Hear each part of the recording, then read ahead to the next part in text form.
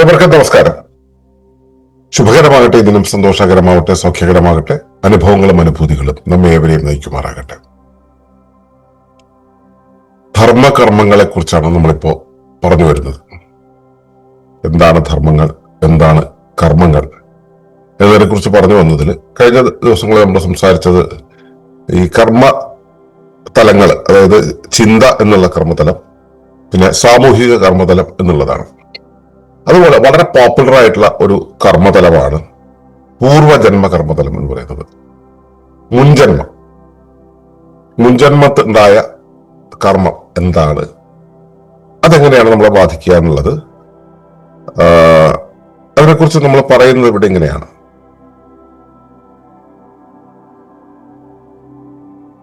Ancestral karma shapes generations but can be reduced by right actions.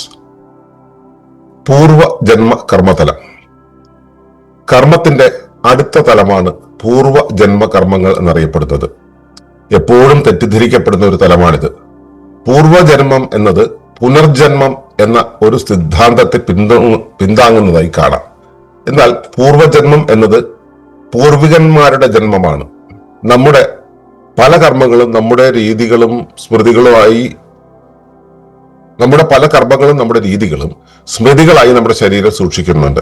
അത് അടുത്ത തലമുറകളുടെ ജനിതക ഘടനയിലും സവിശേഷതകളും അനന്യതകളും കൊണ്ടുവരും. അങ്ങനെ പൂർവികർ തുടർച്ചയായി ചെയ്തു വന്ന കർമ്മങ്ങളുടെ വിന്യാസങ്ങൾ തലമുറകളുടെ കർമ്മബാധ്യതകളായി വെളിപ്പെടാം. പല ജനിതക രോഗങ്ങളും ജീവിത വിന്യാസങ്ങളും അങ്ങനെയാണ് കുഞ്ഞുങ്ങൾക്ക് കിട്ടുന്നത്. ഇതിനുള്ള പരിഹാരങ്ങൾ മുൻകർമ്മങ്ങളായി ചെയ്താൽ അതിനെ കുറെയൊക്കെ തരണം ചെയ്യാവുന്നതാണ്. ഇത് തത്വചിന്തയിലൂന്നിയ ഒരു വലിയ വിഷയമാണ്. സത്സംഗം, സേവനം, സാധന എന്നിവയിലൂടെ പൂർവജന്മ കർമ്മബാധ്യതകളെ പരമാവധി ലഘൂകരിക്കാൻ കഴിയും.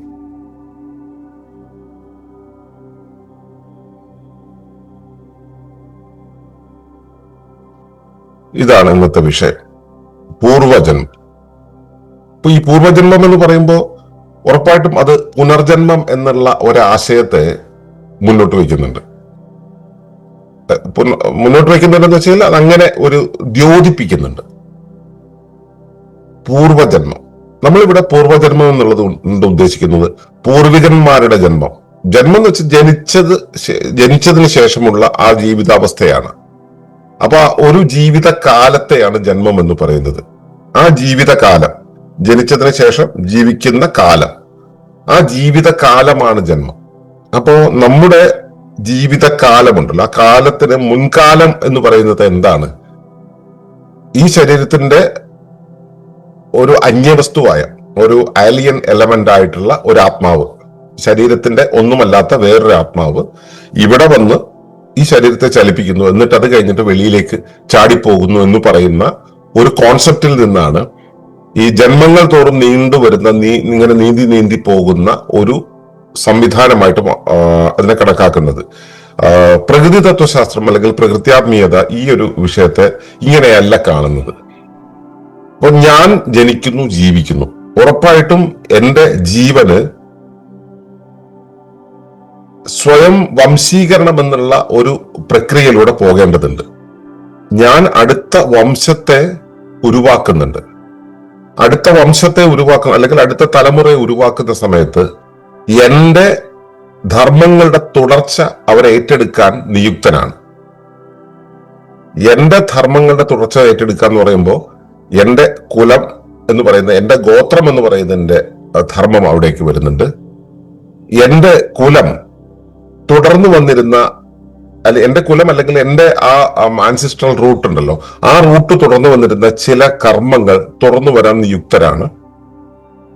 അതോടൊപ്പം തന്നെ ഈ പെറ്റുവീണ ഭൂമിയിൽ, ആ ഭൂമികയിൽ, ആ കാലഘട്ടത്ത് ആ വ്യക്തിക്ക് മാത്രം നിയോഗം കിട്ടിയ ചില പ്രത്യേക ധർമ്മങ്ങൾ കൂടെ ചേർത്താണ് നിർവഹിക്കേണ്ടി വരിക.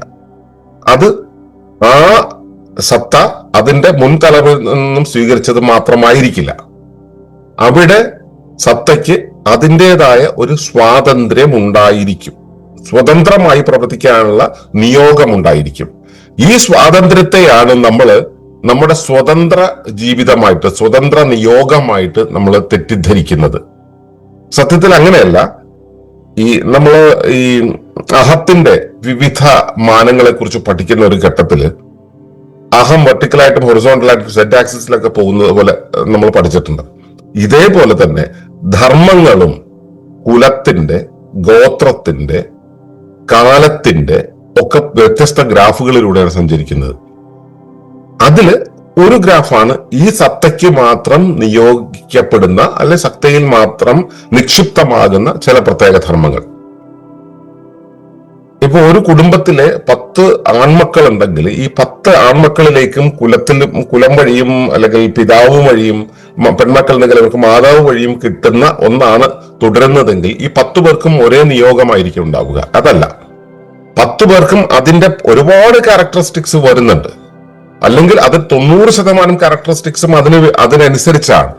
പക്ഷെ ബാക്കിയുള്ള 10 എന്ന് പറയുന്നത് സ്വതന്ത്രമായ ഒരു ധർമ്മം നിർവഹിക്കാനുള്ളതാണ്. ആ സ്വതന്ത്ര ധർമ്മം എന്നുള്ളത് ആ കാലഘട്ടത്തില്, ആ സ്പേസില് അവിടെ എന്താണോ ആവശ്യമായിട്ടുള്ളത് അത് നിർവഹിക്കാൻ പാകത്തിലുള്ള സ്വതന്ത്ര ഇച്ഛയും സ്വതന്ത്ര വാസനയും ഒക്കെ ചേർന്നുണ്ട്. ഈ സ്വതന്ത്രം എന്ന് വെച്ച് കഴിഞ്ഞാൽ ജീവിയിൽ നിന്ന് വ്യത്യസ്തമായ ഒന്ന് എന്നുള്ള അർത്ഥത്തിലല്ല, ഈ കുലത്തിന്റെ പരമ്പരയുടെ ആ ധാരയിൽ നിന്നും വ്യത്യസ്തമായ ഒരു രീതിയിലാണ് അത് ഉണ്ടാകുന്നത്.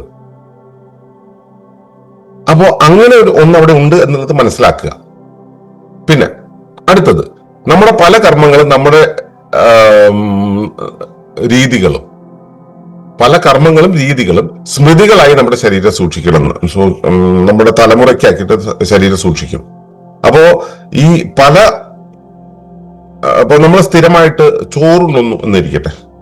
ഈ ചോറുണ്ണുക എന്നുള്ളത് ശരിക്കും പറഞ്ഞിട്ടുണ്ടെങ്കിൽ ഒരു ജൈവ സംവിധാനത്തിന് ആവശ്യമുള്ളതല്ല. ജൈവ സംവിധാനത്തിന്റെ ജൈവതയിൽ നിന്നും വിരുദ്ധമാണ്. പക്ഷെ നമ്മൾ ചോറുണ്ട് ശീലിക്കുന്നു. അപ്പൊ ശരീരം ചോറുമായിട്ട് പൊരുത്തമാകുന്നു, ചോറിന് അനുകൂലപ്പെടുന്നു. അപ്പൊ നമ്മുടെ അടുത്ത വംശം ഉണ്ടാകുന്ന സമയത്ത് ആ വംശങ്ങൾ ഉണ്ടാകുന്ന സമയത്ത് വംശങ്ങൾക്കൊക്കെ തന്നെ ഈ ചോറിനോടുള്ള അനുകൂലനം ഉണ്ടായിരിക്കും. അനുകൂലനം എന്ന് വെച്ചാൽ അഡാപ്റ്റേഷന്റെ സ്വഭാവം ഉണ്ടായിരിക്കും. അതാണ് പറഞ്ഞത്, നമ്മുടെ അടുത്ത തലമുറയിൽ ഈ കർമ്മങ്ങളുടെ രീതികളും സ്മൃതികളായിട്ടുണ്ടാവുന്നു. നമ്മുടെ കർമ്മങ്ങളും അതിന്റെ രീതികളും പാറ്റേണുകളും സ്മൃതികളായിട്ട് ശരീരം സൂക്ഷിക്കും. അത് അടുത്ത തലമുറകളുടെ ജനിതക ഘടനയിലും സവിശേഷതകളും അനന്യതകളും കൊണ്ടുവരും. അടുത്ത തലമുറയുടെ ജനിതക ഘടന അത് നമുക്കറിയാം. ജനിതക ഘടനയാണ്. സവിശേഷത എന്ന് വെച്ചാൽ ഈ ആദ്യ തലമുറയ്ക്കോ അല്ലെങ്കിൽ മറ്റ് തലമുറകൾക്കോ ഉണ്ടാകാത്ത രീതിയിലുള്ള പ്രത്യേകതകൾ ഉണ്ടായിരിക്കും. അനന്യതകൾ, അതിന് മറ്റൊന്നുമില്ല, ഇതിന് മാത്രമേ ഉള്ളൂ എന്ന് പറയുന്ന അനന്യതയും കൂടെ കൊണ്ടുവരും. അനന്യത വെച്ചാൽ യുണീക്നെസ്.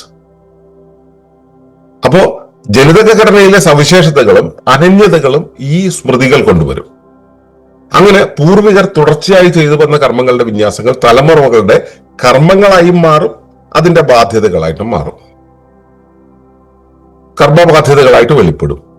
പല ജനിതക രോഗങ്ങളും ജീവിത വിന്യാസങ്ങളും അങ്ങനെയാണ് കുഞ്ഞുങ്ങൾക്ക് കിട്ടുന്നത്. ഇന്ന് നമ്മുടെ കുഞ്ഞുങ്ങൾക്ക് കിട്ടുന്ന പല കാര്യങ്ങളും തലമുറകളിലൂടെ കടന്നു വന്നതാണ്. പക്ഷെ അതിന്റെ ജനിതക സ്വഭാവങ്ങൾ എന്ന് പറയുമ്പോൾ നമ്മൾ ചില രോഗങ്ങൾ ജനറ്റിക്കലാണെന്ന് പറയും, ചില രോഗങ്ങളും ജനറ്റിക്കലേ അല്ല എന്ന് പറയും. അതൊക്കെ ജീവിതശൈലി കൊണ്ട് ഉണ്ടായതാണെന്ന് നമ്മൾ പറയും. പക്ഷെ നമ്മൾ ജീവിതശൈലി കൊണ്ട് ഉണ്ടായി എന്ന് പറയുന്ന പല രോഗങ്ങളും ജനിതകമായി കൈമാറി കിട്ടുന്നതാണ്. ജനിതകം എന്ന് വെച്ചാൽ അതിന്റെ അത്തരമൊരു രോഗത്തിന്റെ ഉറവിടം ഇന്ന ജീനിൽ ഉണ്ട് എന്ന് പറഞ്ഞ് കണ്ടുപിടിക്കുന്നത് മാത്രമല്ല ജനിതകം. പല തലമുറകളായിട്ട് കൈമാറി വന്ന പല പാറ്റേണുകളും ഒരു ജീവിയിൽ ഉണ്ടാവും. അത് DNA മാത്രം രേഖപ്പെടുത്തുന്നതല്ല. നമ്മൾ നൂറാംകുരങ്ങൻ പ്രഭാവത്തെ കുറിച്ച് പഠിച്ചിട്ടുണ്ട്. നൂറാംകുരങ്ങൻ പ്രഭാവം എന്ന് പറയുന്നത് ഒരു പ്രത്യേക സ്വഭാവ വിന്യാസം 100 പേർ അനുവർത്തിക്കുന്ന സമയത്ത് 101ാമത്തെ കുരങ്ങനിൽ അത് സന്നിവേശിക്കപ്പെടുന്നു എന്നുള്ളതാണ്. അതുപോലെ നമ്മൾ കാലഘട്ടത്തിനനുസരിച്ച്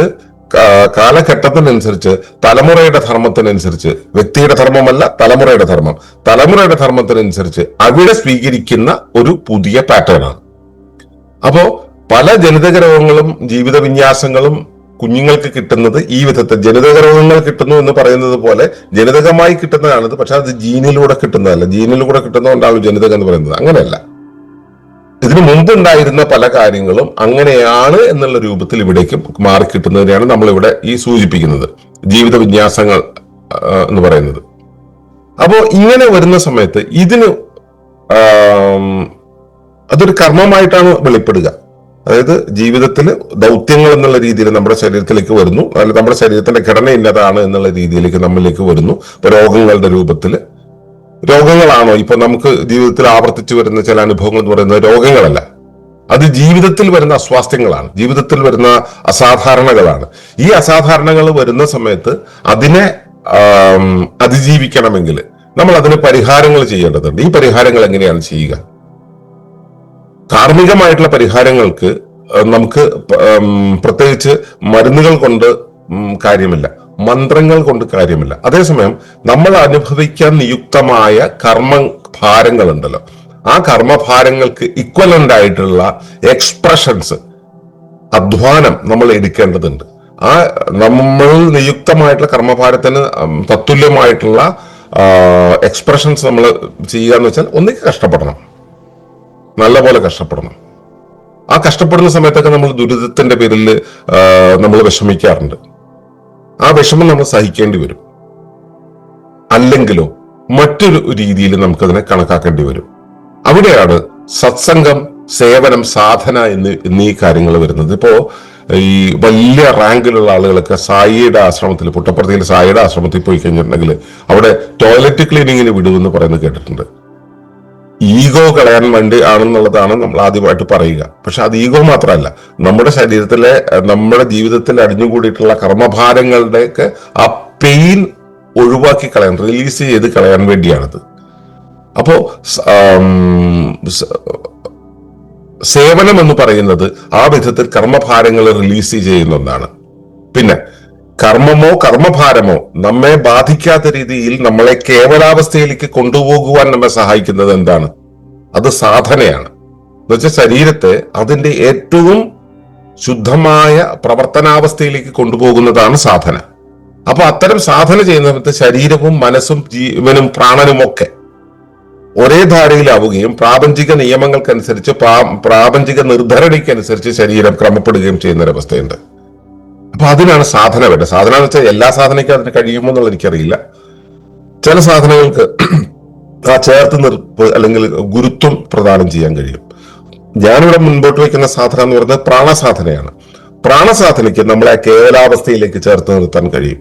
ശാരീരികമായും മാനസികമായും പ്രാണികമായും ഒക്കെ നമ്മളെ ആ കേവലാവസ്ഥയിലേക്ക് സൂക്ഷിച്ചു വെക്കാൻ അതിന് കഴിയും.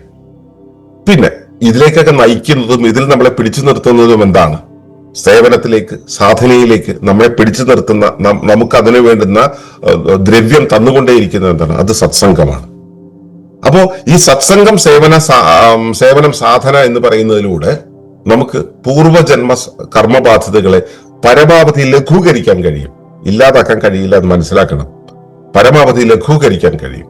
അപ്പോൾ സത്സംഗം, സേവനം, സാധന എന്നിവയിലൂടെയാണ് പൂർവജന്മ ബാധ്യതകളെ ലഘൂകരിക്കാൻ കഴിയുക, അല്ലെങ്കിൽ അതിനെ പരിഹരിക്കാൻ കഴിയുക എന്നത് മനസ്സിലാക്കുക. അപ്പോ പൂർവജന്മ കർമ്മതലം എന്ന് പറയുന്നത് ഒരിക്കലും പൂർവകാലത്ത് അല്ലെങ്കിൽ എന്താ പറയാ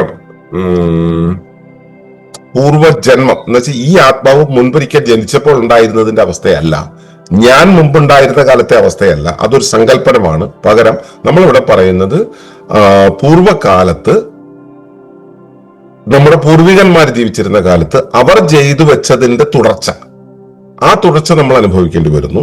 ഇതൊന്ന്. രണ്ടാമത്തെ കാര്യം എന്ന് പറയുന്നത് നമുക്ക് നിയുക്തമായിട്ടുള്ള പല കാര്യങ്ങളും നമ്മൾ ഈ പ്രദേശത്ത്, ഈ സ്പേസിൽ, ഇവിടത്തെ ഒരു ധർമ്മമുണ്ട്.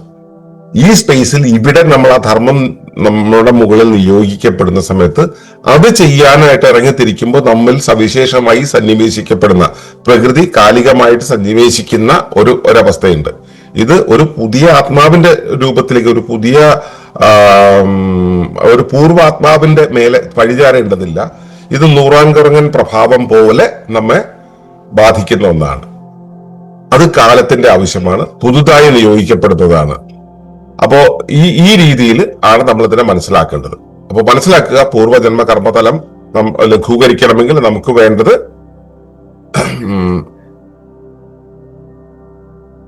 സത്സംഗം, സേവനം, സാധന എന്നിവയാണ്. അപ്പൊ ഈ ബോധ്യത്തിലായിരിക്കാൻ നിങ്ങൾക്ക് കഴിയുമാറാകട്ടെ എന്ന് പ്രാർത്ഥിക്കുന്നു. നന്ദി, നമസ്കാരം. തുടർന്ന് കാണുന്നതിന് മുമ്പായി ഈ വിഷയം ഇഷ്ടമായെങ്കിൽ ഒന്ന് ലൈക്ക് ചെയ്യുക, കമന്റ് ചെയ്യുക, ഷെയർ ചെയ്യുക. നിങ്ങൾ പ്രകൃതിയെ ഇഷ്ടപ്പെടുന്നുവെങ്കിൽ ഈ ചാനൽ ഒന്ന് സബ്സ്ക്രൈബ് ചെയ്യൂ.